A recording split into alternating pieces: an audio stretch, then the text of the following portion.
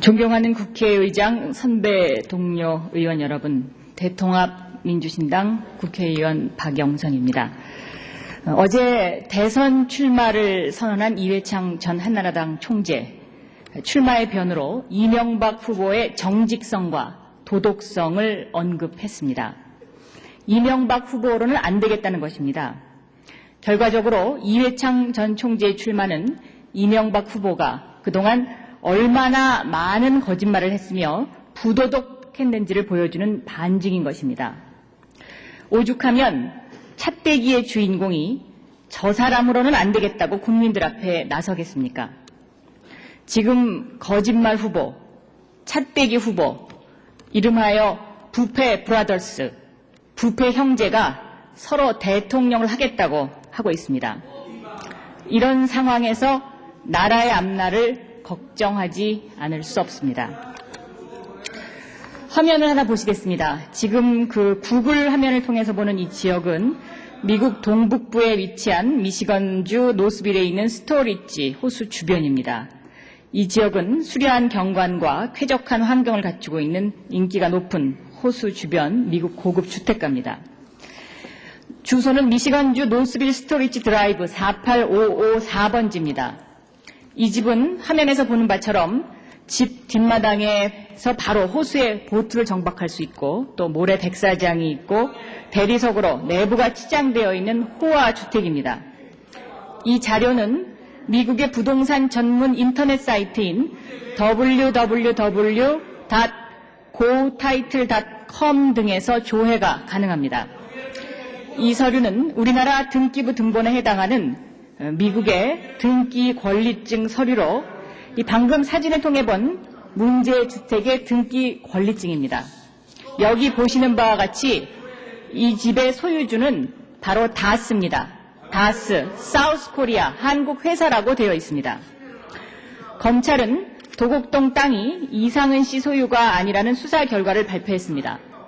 도곡동 땅 매각 자금을 다스의 유상증자에 사용했기 때문에 다스의 실소유자가 이명박 후보다라는 의혹이 제기되고 있습니다.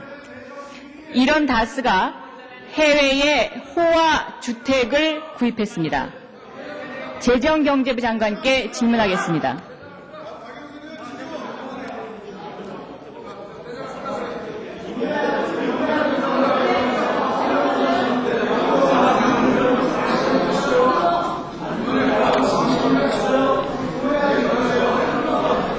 네, 한나라당 의원님들이 나가시면 좀 조용해질 것 같습니다. 예.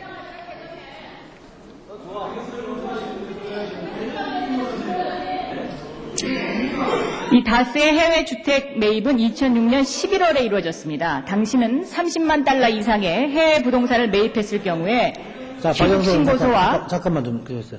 양당 원내대표들 만나셔서 이 사태에 대해서 논의를 좀 해주시기 바랍니다. 양당 원내대표들 만나셔서 이 문제에 대해서 사의를 좀 해주시기 바랍니다.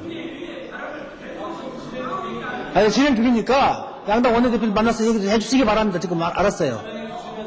네. 자, 발언 계속하세요. 네, 이 당시에 부동산을 30만 달러 이상 매입했을 경우에 취득 신고서와 투자 운영 내역서 등을 작성을 해야 하고 그 내용이 국세청에 통보되도록 되어 있습니다. 맞습니까? 그렇습니다. 네. 2006년 11월에 다스가 110만 달러, 약 11억 원을 주고 호화 주택을 미국에서 매입했습니다. 그렇다면 당연히 신고를 해야 하고 또 2006년도 이 회사 결산 재무제표에도 반영이 되어야 하죠. 그래야 되리라고 생각합니다. 네, 지금 보시는 화면 다시 한번 좀 보여주세요. 이것이 2006년 다스의 사업 보고서입니다. 금융감독원의 전자공시 시스템에서 다운로드 받을 수 있는 자료입니다. 여기 보는 바처럼 2006년 회계연도에 다스의 연결 재무제표상 어디에도 이 11억 달러 건물 구입했다고 명시돼 있지 않습니다.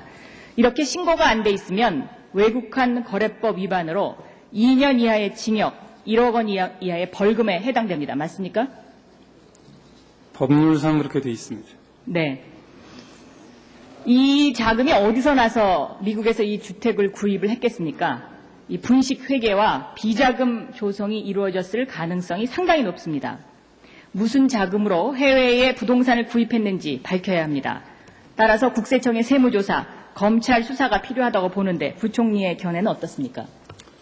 이 구체적인 사실관계 확인이 선행이 되면은 그에 따라서 판단이 가능하리라고 생각을 합니다. 네. 또 더욱 의심되는 것은 이 초기에는 다스 사장인 김성우와 주식회사 다스가 공동 소유로 등기가 돼 있었습니다. 그런데 2달 뒤에 1달러를 받고 다스로 명의가 이전됩니다. 이상하지 않습니까? 부총리님 어떻게 보십니까? 글쎄요, 구체적인 사실관계 확인이 필요할 것 같습니다. 예, 제가 이 자료를 다 드리겠습니다. 국내에서는 아파트 하나를 구입해도 자금 출처를 조사를 하고 심할 경우에 세무조사까지 합니다. 이 이상한 거래에 대해서 국세청과 검찰 철저히 수사를 해야 됩니다. 또 만약 다스의 실질적인 소유주가 이명박이라는 것, 곧 검찰 수사에서 밝혀질 것이라고 생각이 되는데요. 이명박이라면 노스빌 부동산 관련 불법 행위 피할 수가 없습니다. 이 이명박 후보와 관련된 회사들의 정관에 이명박 후보의 이름이 등장합니다. 따라서 다스도 정관을 공개해야 합니다. 이번에는 이 이명박 후보가 증권업 면허를 받기 위해서 제출한 이뱅크 증권의 주주관계 확인서를 보시겠는데요. 여기도 가짜 공문서를 만들어서 제출을 했습니다. 지금 그 화면에서 보시는 대로 김경준과 크리스토퍼 킴 동일 인물입니다. 그런데 각자 다른 사람으로 돼 있습니다. 또 김재정과 이명박 특수관계인입니다. 그런데 관련 없음으로 표시가 돼 있습니다. 금감원에 제출하는 공문서를 허위로 작성했다는 얘기입니다. 또 하나 LK이뱅크 등기부 등본 보시겠습니다. 여기에 레리 롱, 도린 그렉 이 모두 가짜 이사와 감사가 2001년 취임해서 3년 뒤에 임기가 만료되자 퇴임한 것을 알 수가 있습니다. 이 가짜 이사를 임명하는 이사회에 이명박 후보가 참석했습니다. 그 참석했다는 의사록이 있습니다. 임시 주주총회 의사록 이명박 주주 참석돼 있습니다. 자, 이 사실 하나만으로 봐도 이것은 형법 위반입니다. 이 가짜 이사 등록한 것 형법 위반으로 5년 이하의 징역이나 1,000만 원 이하의 벌금형으로 되어 있는데 부총리님 맞죠? 네. 이 얼마나 엉터리 같은 사람입니까? 이 하나만의 사실로라도 대통령 후보 자격이 없습니다. 다음은 이뱅크 증권 설립 과정의 특혜 의혹을 짚어보겠습니다. 요즘 증권업 면허값이 5천억 원입니다. 이 5천억 원이라는 것은 권오규 부총리께서도 이 재경위 상임위 답변에서 말씀을 하셨습니다. 이명박 후보는 LK이뱅크 등을 만들어서 궁극적으로는 이 증권업 면허를 받고 싶어 했던 것으로 보입니다. 35억 원 투자해서 5천억을 벌 수 있다면 굉장히 커다란 장사죠. 이 주주 명부를 속였던 이뱅크 증권의 설립 의혹을 한번 보겠습니다. 이뱅크 증권은 2000년 6월 14일 증권업 예비허가 신청을 하고 2000년 10월 13일에 예비허가 승인을 받습니다. 그런데 이뱅크 증권중개는 2000년 6월 14일 증권업 예비허가를 신청하고 예비허가가 승인된 것이 무려 4개월 뒤입니다. 이것은 증권거래법 31조 위반입니다. 증권거래법 31조는 30일 이내에 허가 여부를 결정하여서 통지하도록 되어 있습니다. 맞습니까? 법상 그렇게 되어 있습니다. 여기 이거 좀 문제 있다고 보시지 않습니까? 이 당시에 금감원이 왜 이랬는지 여기에 대해서 부총리의 견해를 좀 얘기해 주시죠. 증권업 허가 부분은 금감위가 독립적으로 판단을 해야 될 사안입니다. 다만 이제 그 인허가 신청 이후에 여러 가지 서류의 보완 관련이 필요할 경우에는 소요기간보다 좀 더 기간이 소요되는 경우도 있는 것으로 그렇게 알고 있습니다. 이 부분은 뭐 금감위가 독립적으로 보아야 되는 사안이기 때문에 저희 재경부가 관여하고 있지는 않습니다. 재경부가 관여하고 있지는 않지만 경제 전문가로서 이게 문제가 있다라고 생각되시지 않습니까? 사실 확인이 돼야 되기 때문에 지금 이 자리에서 뭐 사실 확인 없이 말씀드리기는 좀 어려울 것 같습니다. 이게 4개월씩 걸린 이유가 안 되는 것을 되게 만들었기 때문입니다. 이 당시에 이명박 후보가 이뱅크 증권의 설립을 요청했던 당시에 금융감독위원장이 이용근, 이근영 씨였고요. 금감원 증권 담당 부원장보는 임용웅, 유흥수 씨였습니다. 이들 모두가 이명박 후보와 같은 특정 학교 K대학 출신입니다. 정해진 규정을 석 달이나 어기고 뒤늦게 예비 허가를 내주고 또 번호가 없이 6개월을 끌었던 것은 실무적으로 허가를 내줄 수 없는 것을 위해서 압력을 행사해서 억지로 허가를 내주려 했던 것으로 보입니다. 지난번에 정봉주 의원이 제시한 하나은행 건, 김승유 행장도 이 특정 학교 동기 동창생입니다. 한나라당에서는 이 문제를 DJ 정권 때 일어난 일인데 왜 그러냐라고 반문합니다. 그러나 우리 사회 특권층의 낡은 학맥, 인맥 비리는 DJ 정권 때도 고쳐지지 않았고 지금도 고쳐지지 않고 있다고 생각이 됩니다. 부총리님 수고하셨습니다. 다음에는 국무총리께 질의드리겠습니다.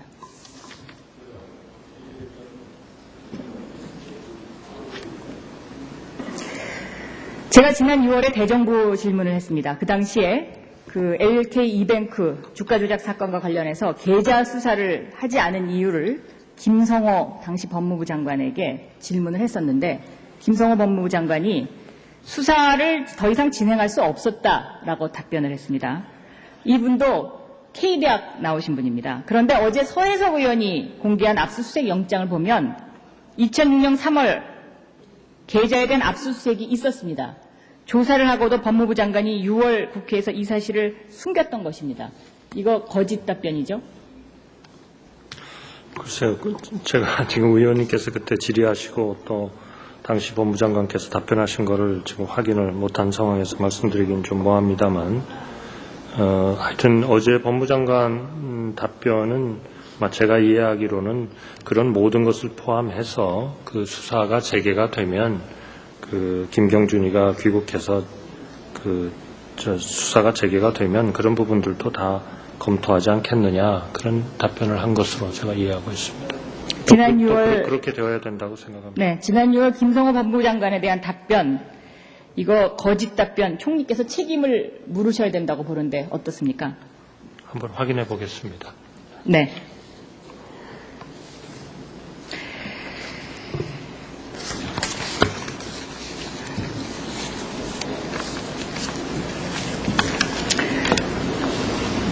자리에 들어가셔도 되겠습니다. 예.